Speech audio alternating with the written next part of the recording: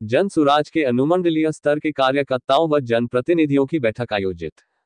मधुबनी जिला के जयनगर लोहिया आश्रम के प्रांगण में नवल किशोर यादव की अध्यक्षता में जन सुराज के अनुमंडलीय स्तर के कार्यकर्ताओं व जनप्रतिनिधियों की बैठक आयोजित की गई।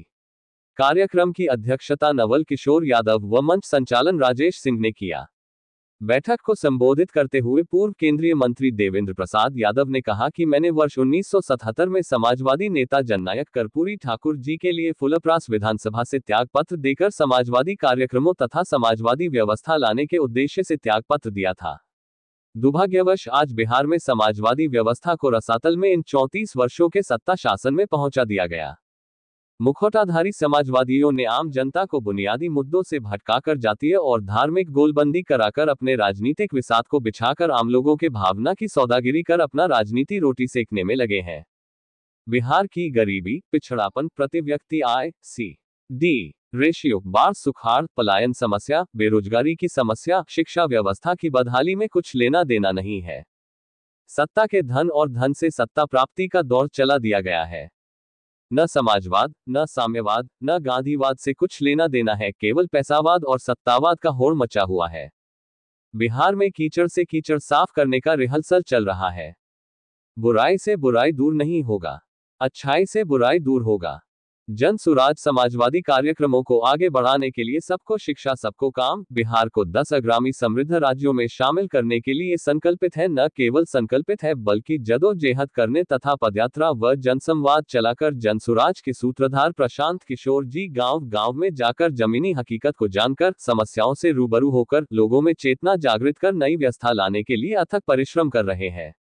दूसरी तरफ स्थापित दलों के नेताओं में काफी बौखलाहट देखा जा रहा है, क्योंकि ये लोग तीसरा विकल्प को बिहार में नहीं खड़ा होने देना चाहते हैं। तीसरा विकल्प खड़ा होने से ऐसे दलों का अस्तित्व ही संकट में पड़ने वाला है, क्योंकि अधिकतर राजनीतिक दल सिद्धांत के बिना राजनीति और काम के बिना धन प्राप्ति को एकमात्र लक्ष्य बना लिया है। अभी जो राजनीति दलों के नेता यात्रा पर निकल रहे हैं, केवल चुनाव में एक रस्म अदायगी के रूप में सत्ता प्राप्त करने के उद्देश्य से कर रहे हैं। ऐसे दलों के पास कोई कार्य योजना नहीं है सिवाय डिपोर्शन की घोषणा के। ये चुनावी यात्रा जन सुराज पद यात्रा को देखकर राजनीति दल बेचैन होकर अपना यात्रा करने का एजेंडा सेट करने में अब लग चुके हैं। सभी स्थापित राजनीतिक दलों को कुर्सी की चिंता सताने लगी है। इस मौके पर पूर्व जिला अध्यक्ष सुरेश चंद्र चौधरी, पूर्व प्रमुख सूर्यनाथ यादव, KD यादव, लालू प्रसाद यादव, विजयकांत चौधरी, हरिनारायण यादव, राम जुलूम यादव, वैद्यनाथ यादव, राम अवतार यादव, जयप्रकाश दिवाकर, सुरेश चौधरी, कामेश्वर यादव, भोला यादव। चेतना जगाई जा रही है, क्योंकि आप जानते हैं बिहार में आम जनता में छटपटाहट है तीसरा विकल्प के लिए। क्योंकि जो 2 ध्रुवीय राजनीति चल रही थी बिहार में विगत 34 वर्षों में, उससे पहले भी और अभी भी जो 2 ध्रुवीय राजनीति है, उससे बिहार में लोगों का मन उचट गया है। उसका ज्वलंत उदाहरण है रुपौली का विधानसभा का उपचुनाव का रिजल्ट परिणाम और पूर्णिया का गत लोकसभा चुनाव का जो परिणाम आया है, वो परिणाम खुद ही दर्शाता है कि आम जनता उब चुका है 2 ध्रुवीय राजनीति से। अब ये तीसरा धुरी खोज रहे हैं। तीसरा धुरी के लिए कोई पार्टी अभी बना नहीं। 2 अक्टूबर को जन स्वराज पार्टी का स्वरूप लेगी। अभी जन स्वराज पार्टी नहीं, एक अभियान चला है, एक जन जागृति अभियान चल रहा है। इस अभियान को प्रशांत किशोर जी पदयात्रा करके अभी लगभग 5500 गांव का दौरा करके लोगों को अलग जगा रहे हैं। लेकिन इस बिहार को नए बिहार बनाने का या बेहतर बिहार बनाने के लिए या पलायन मुक्त बिहार बनाने के लिए या रोजगार उन्मुख बिहार बनाने के लिए शिक्षा जो बदहाली है, शिक्षा का जो किसानों की हालत है, जो मजदूरों की हालात है, जो आप देख रहे हैं बाढ़ सुखाड़, ये समस्या परमानेंट लगा हुआ है उत्तर बिहार में। मैं पार्लियामेंट का भी मेंबर रहा, उस सड़क संसद में ही नहीं सड़क पर यह आवाज उठाता रहा बाढ़ सुखाड़ के अस्थायी समाधान, जिसमें यहाँ से भी बहुत से साथी लाठी खाए, वहाँ लाठीचार्ज हुआ। मैंने कभी पार्लियामेंट के MP का सुख सुविधा नहीं सोचा। जनता के सवाल पर जो बुनियादी मुद्दा है उसको लेकर जीवन पर्यंत संघर्ष करता रहा।